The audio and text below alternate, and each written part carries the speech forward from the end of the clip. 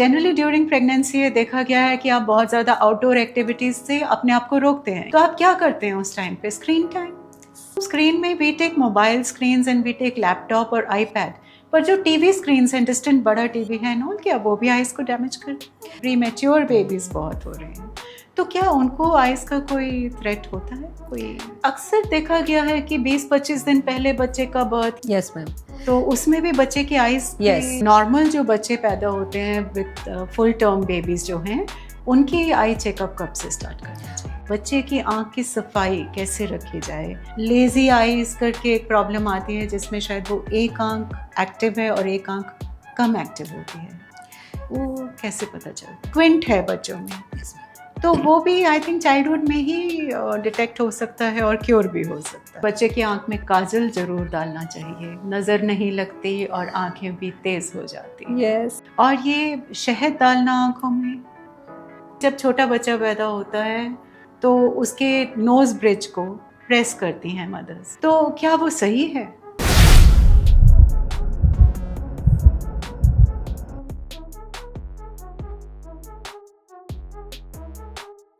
आँखें हैं तो जहान है। आँखें ज़िंदगी के हर वो चीज़ हमें दिखाती हैं और हर वो अनुभव को ना केवल हमारे को दिखाती हैं, पर जो हम फील कर रहे होते हैं वो दुनिया को, हमारी इमोशंस भी आँखों में ही झलकती हैं। सो ये जब तक खूबसूरत बनी रहे, ज़िंदगी भी खूबसूरत है। आज इसी टॉपिक पे हम, इसी विषय पे हम चर्चा करने जा रहे हैं और हमारी शुरुआत में, हमारे फर्स्ट एपिसोड में हम यही डिस्कस करना चाहते हैं कि एक माँ जो कि बच्चे को जन्म देने वाली है, वो किस तरह से अपनी हेल्थ का, अपनी डाइट का ख्याल रखे कि आने वाले बच्चे की तो आंखें खूबसूरत, हेल्दी और सही हों, पर साथ में ही उसकी अपनी आंखें भी सही रहें, क्योंकि ये एक डिफ़िकल्ट फेज़ ऑफ लाइफ होता है where she is trying to bring a life into this world.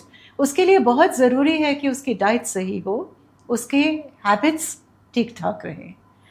मुड़ के जब वो बच्चा पैदा हो जाता है तो वो बच्चे को डॉक्टर्स के पास कब कब लेके जाना है, उसकी किस तरह की डाइट रहनी चाहिए, वो सब आज हम डिस्कस करने जा रहे हैं आपके साथ। जसवीरा टॉक शो पे हमेशा हमारा यही प्रयास रहा कि हम आपको बेस्ट हेल्थ टिप्स, जो कि सोसाइटी में हर एक व्यक्ति को जाननी चाहिए और हर एक व्यक्ति इस चीज़ से प्रभावित हो, यही करने का हम प्रयास करते हैं।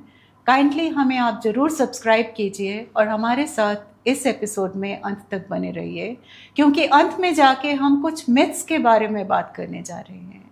कुछ ऐसी भ्रांतियाँ, कुछ ऐसी सोच, कुछ ऐसी बातें जो हमारी सोसाइटी में प्रचलित हैं, पर वो कितनी सही हैं या कितनी गलत हैं, वो आज हमारे साथ हमारे स्टूडियो में मशहूर ophthalmologist, eye specialist doctor Aarti Gupta ji आए हैं और उनका मैं तहे दिल से स्वागत करती हूँ। नमस्कार डॉक्टर आरती गुप्ता जी। नमस्ते मैम, थैंक यू, थैंक्स कि आपने मुझे इस सोशल कॉज का पार्ट बनने का मौका दिया। I am truly humbled and honoured. Thank you ma'am. Thank you so much Aarti ji for being with us today.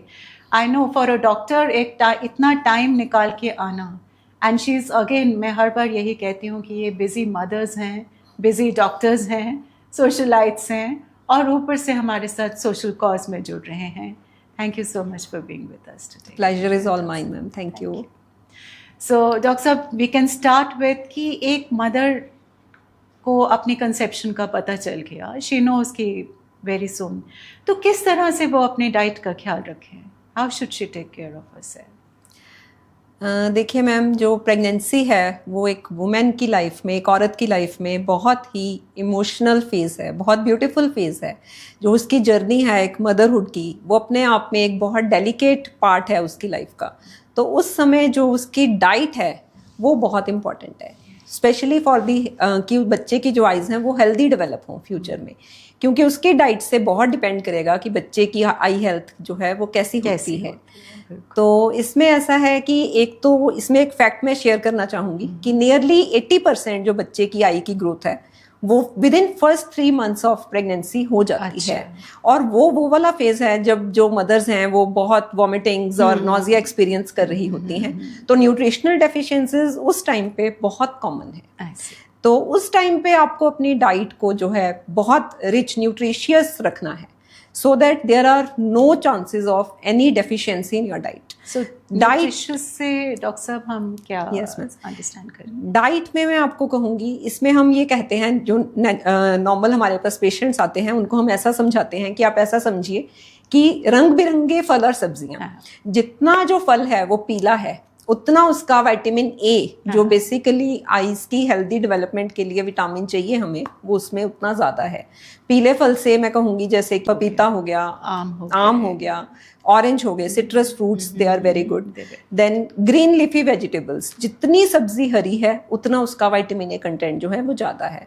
पालक हो गया, आप सैलेड्स लीजिए, खीरा लीजिए, ये भी गर्मी की सब्जियां जिनको लोग आमतौर पे बहुत हेट करते हैं, मैं कहती हूँ घिया, कद्दू, तोरी, they are also very good for the eyes.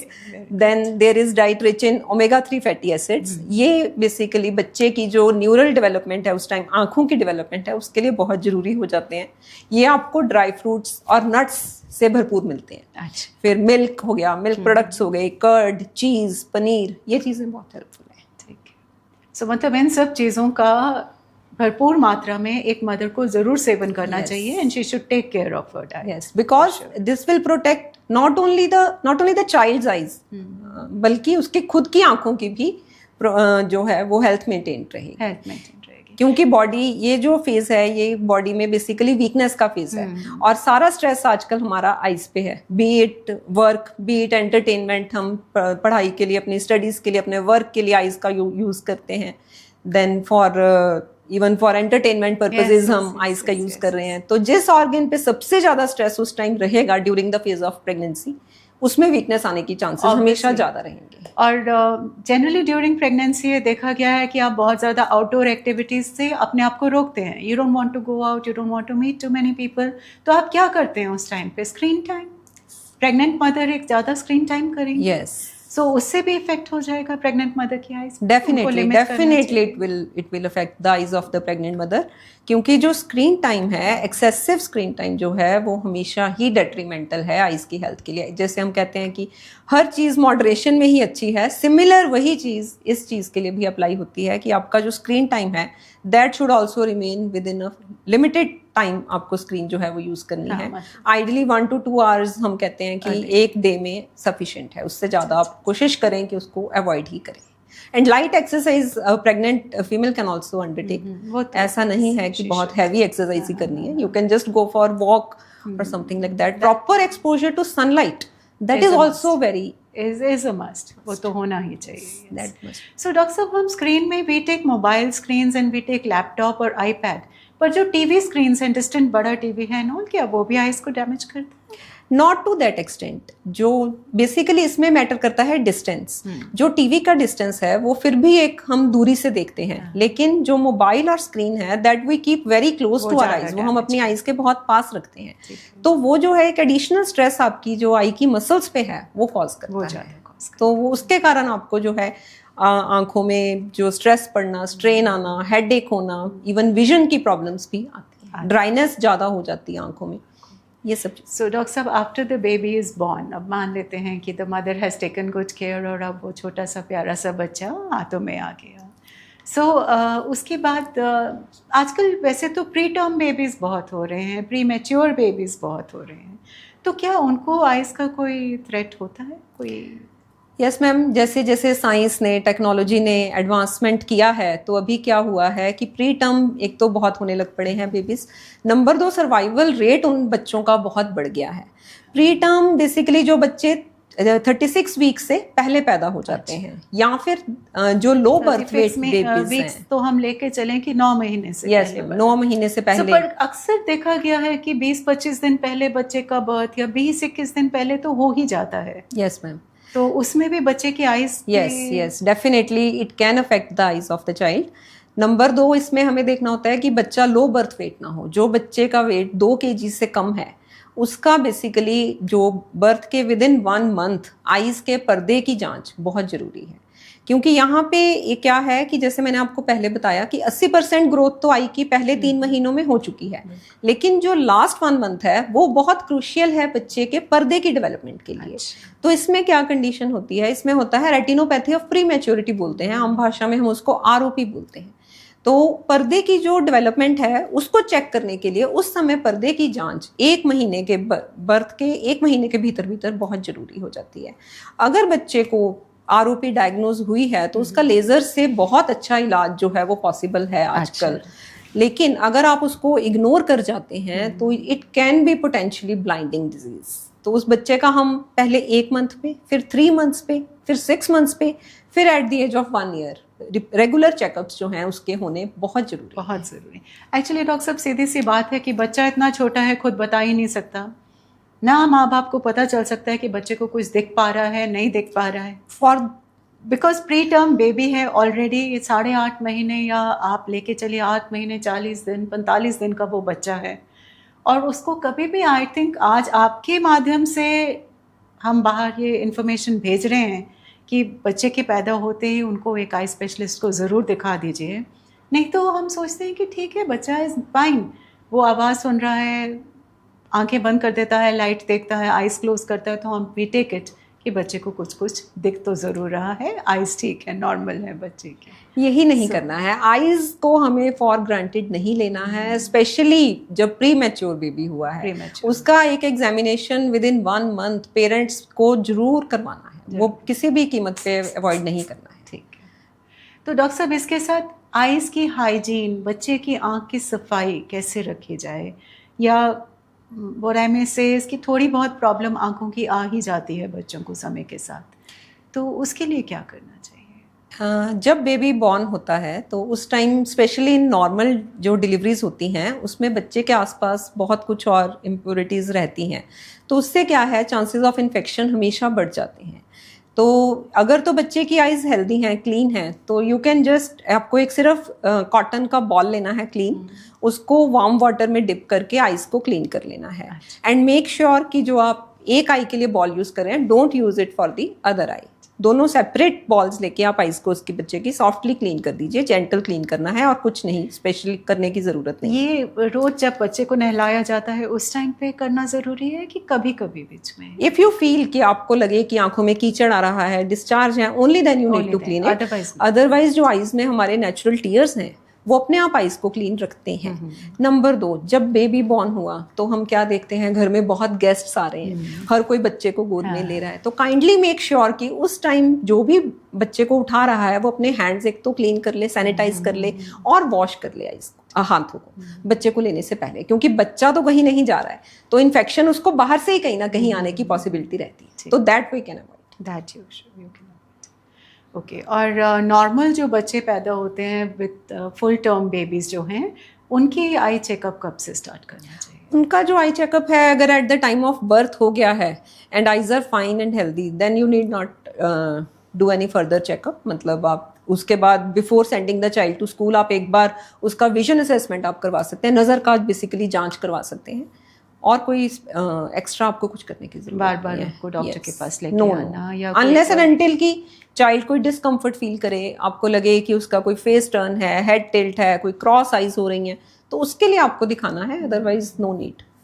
पर छोटे बच्चों को और क्या प्रॉब्लम्स हो सकती हैं डॉक्टर साहब? जैसे मैंने सुना है और देखा भी है कि कई बहुत छोटे बच्चों में लेजी आइज करके एक प्रॉब्लम आती है, जिसमें शायद वो एक आंख एक्टिव है और एक आंख कम एक्टिव होती है, वो कैसे पता चलता है? इसमें ऐसा है मैम, जैसे हमारे 2 हैंड्स हैं, ये एक डोमिनेंट हैंड है राइट हैंड, जो राइट हैंडेड पर्सन है वो अपना सारा काम जो है राइट हैंड से कर रहा है, तो लेफ्ट हैंड क्या है, वो काम नहीं कर पाता जो हम राइट हैंड से करते हैं। क्यों?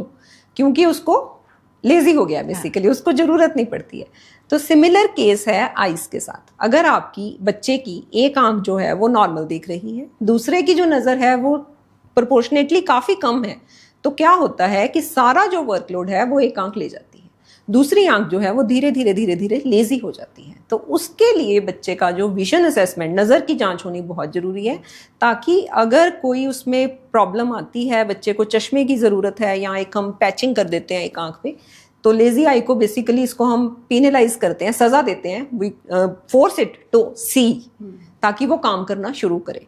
और अगर ये टाइमली डिटेक्ट हो जाता है तो by the age of 10 years ये ट्रीटेबल है, प्रॉपरली ट्रीटेबल है, जस्ट विद ग्लासेस और विद पैचिंग।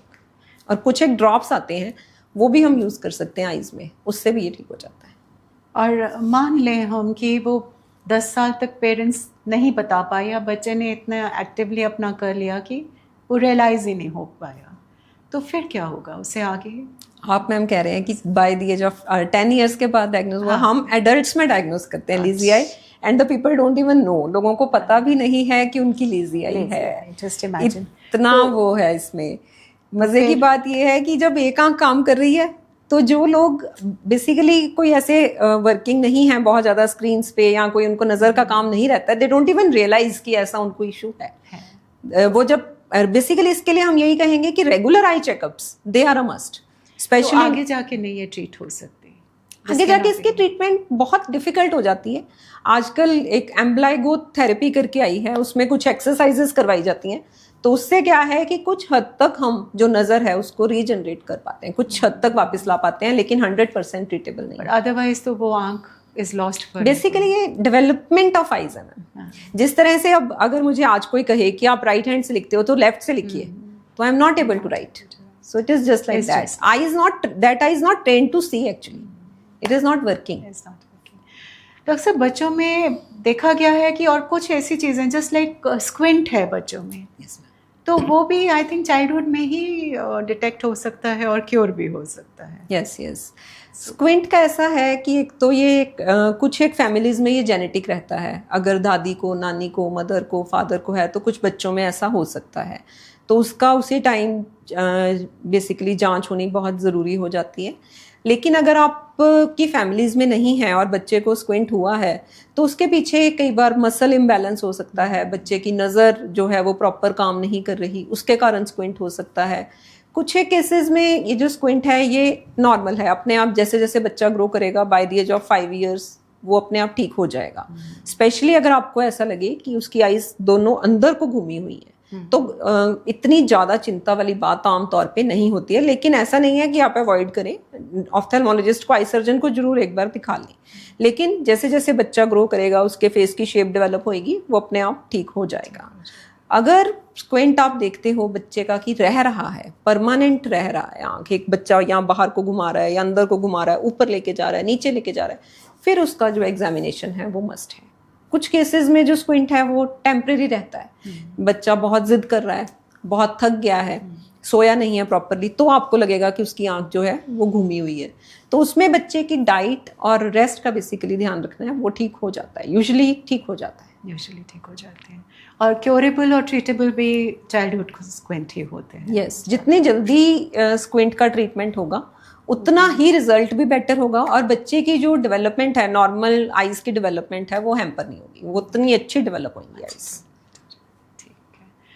सो डॉक्टर साहब, अब आगे चलते चलते मैं कुछ आपसे जल्दी से कुछ चंद सवाल, जिसको हम मिथ कहते हैं, मिथ जो हमारे समाज में बहुत प्रचलित होती हैं, और हमारे टॉक जोन का एक ही मकसद है कि समाज में जो कुछ गलत इन्फॉर्मेशन है उसको हम रोकने की कोशिश कर रहे हैं by the social media ad. So doctor साहब, सबसे पहले तो मैं आपसे ये पूछना चाहूँगी कि सबसे बड़ी मिथ जो मानी जाती है वो ये है कि जब छोटा बच्चा पैदा होता है तो उसके नोज़ ब्रिज को प्रेस करती हैं मदर्स, उसको दबाती हैं या प्रेशर देती हैं, तो क्या वो सही है? अगर तो बच्चे की आई में eight the time of birth आपको कोई वाटरिंग, कोई डिस्चार्ज ऐसा कुछ नहीं लग रहा है तो there is no need for those exercises.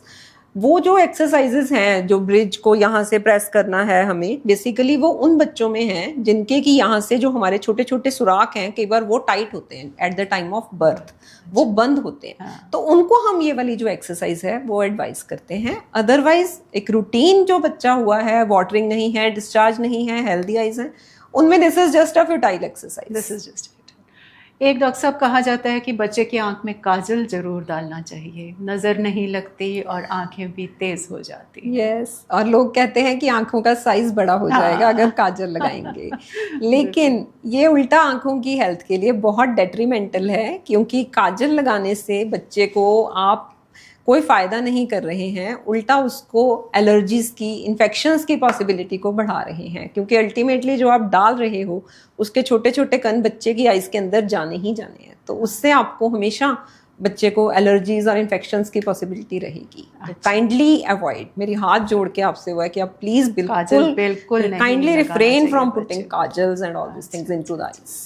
I is a very delicate organ, तो हम उसकी जितनी संभाल करेंगे, the child has to live with it throughout his or her life. Yes, बिल्कुल। और ये अभी से जो कुछ गलतियां की that is the prerogative of the parents. Yes, take very good care of very good care of the child. और ये शहद डालना आंखों में, ये भी ठीक, दैट इज एब्सोल्युटली यूजलेस। बिल्कुल नहीं डालना चाहिए। शहद तो छोड़िए, लोग देसी घी डाल देते हैं कि खाने से शायद आंखों को पहुंचे ना पहुंचे, डायरेक्टली डाल देते हैं देसी घी ताकि आंखें तंदुरुस्त रहें। Even some people have made it a routine to put देसी घी in their eyes because they feel कि उसको lubricated रखेंगी, जबकि देसी घी का ऐसा कोई फंक्शन नहीं है। आप उसको प्लीज खाने के लिए यूज करें, आंखों के लिए नहीं। आंखों के लिए नहीं। आंखों के जो हमारे टीयर्स हैं, जो नेचुरल वाटर है, कि आपकी आईज को इन इटसेल्फ ही प्रोटेक्टेड रखती है। कोई उसके लिए स्पेशल आपको घी, शहद, रोज वाटर, किसी चीज की जरूरत नहीं पड़ती। भगवान ने ये सारे मैकेनिज्म को खुद ही इतना well oiled and well maintaining, self maintaining बनाया है कि अगर हम इसका थोड़ा सा भी ख्याल रख लें तो ये सारी उम्र हमारा साथ देने के लिए तैयार हैं, और we are ready to be with them for life. Doctor साहब, एक और I won't call it a myth, but आजकल ये बहुत ज़्यादा हो रहा है। होता क्या है कि अक्सर बच्चे बाहर सेटल्ड हैं, कनाडा, यूएस, अमेरिका और वेयर एवर, एंड पेरेंट्स अपने देश में हैं, तो बच्चे का शौक तो बहुत ज़्यादा होता है कि बच्चा आया, तो वो वीडियो कॉलिंग बहुत कराते हैं अपने नानी, दादी, मासी, चाचा, चाची, सबके साथ बच्चे को all the time video calling कराते रहते हैं। तो क्या वो बच्चे को डैमेज कर सकता है आइज़ को? डेफिनेटली। जो मैम बच्चा है उसकी आइज़ अभी डेवलपिंग आइज़ हैं, अभी ग्रो नहीं की हैं प्रॉपरली, तो मैं पेशेंट्स को भी यही कहती हूँ कि जितने टीयर्स हम लोगों की आंखों में जनरेट होते हैं या हैं, बच्चे की आंख में उतने नहीं हैं।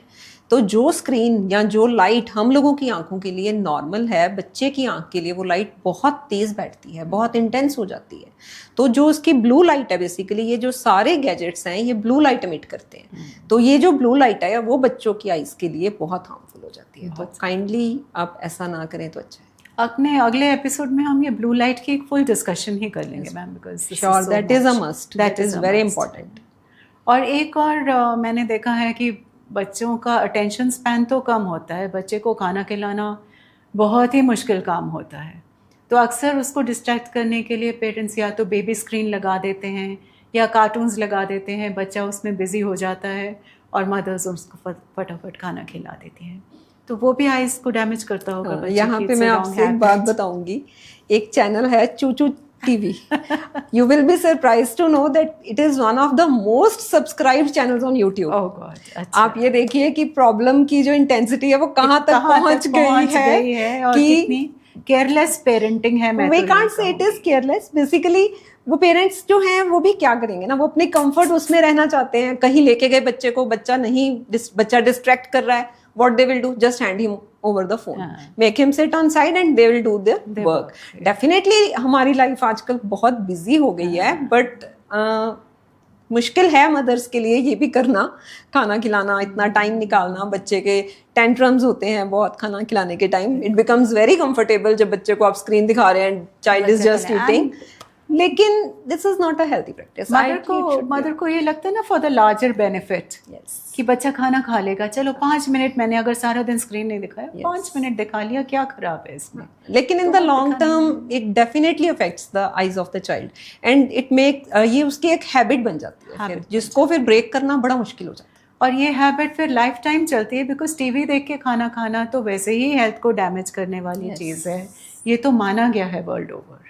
सो वो हैबिट वो स्टार्ट वहाँ से ही होती है शुरुआत। जो एडल्ट्स हैं, अगर टीवी चल रहा है, क्या खा रहे हैं, दे डोंट इवन नो, हाँ। They don't even know the taste, they don't even know the texture कि हमने क्या अंदर बिल्कुल, ले टीवी लिया है, के कितनी मात्रा में खा लिया है, तो उससे ओबेसिटी और ये सब चीजें भी और बहुत ज्यादा हेल्थ प्रॉब्लम्स हैं। आप बैठे बैठे फेवरेट सीरियल देख रहे हैं वीकेंड को और एक टब आइसक्रीम का खा Yes, गए, and you don't आपने even realize भी realize. नहीं किया, and then you say I don't really like this flavor, Yes. मैंने ये क्यों खा लिया, इतना ज्यादा क्यों Yes, खा लिया। yes. So this can always happen। So ये हैबिट नहीं बनने ये देनी हैबिट्स चाहिए। वैसे भी डेफिनेटली इनिशियली 3-4 इयर्स मदर्स के लिए, पेरेंट्स के लिए जो नए हैं उनके लिए बहुत टफ है, लेकिन आइडियली बच्चे की लॉन्ग टर्म हेल्थ के लिए तो इट इज अच्छा नहीं है कि आप इट इज उसको इम्पोर्टेंट ये ये हैबिट सब चीज़ों को ना करें।